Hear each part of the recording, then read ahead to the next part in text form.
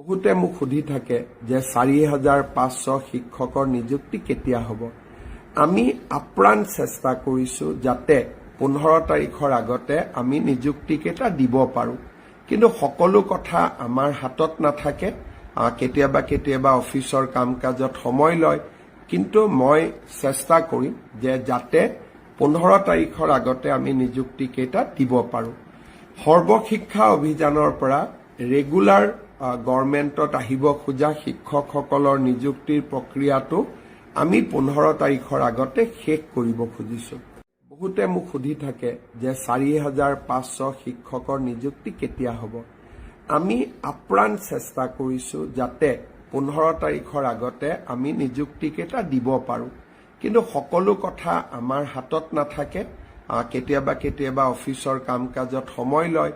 কিন্তু মই চেষ্টা কৰিম যে যাতে ১৫ তাৰিখৰ আগতে আমি নিযুক্তিকেইটা দিব পাৰো। সৰ্বশিক্ষা অভিযানৰ পৰা ৰেগুলাৰ গভৰ্ণমেণ্টত আহিব খোজা শিক্ষকসকলৰ নিযুক্তিৰ প্ৰক্ৰিয়াটো আমি ১৫ তাৰিখৰ আগতে শেষ কৰিব খুজিছো।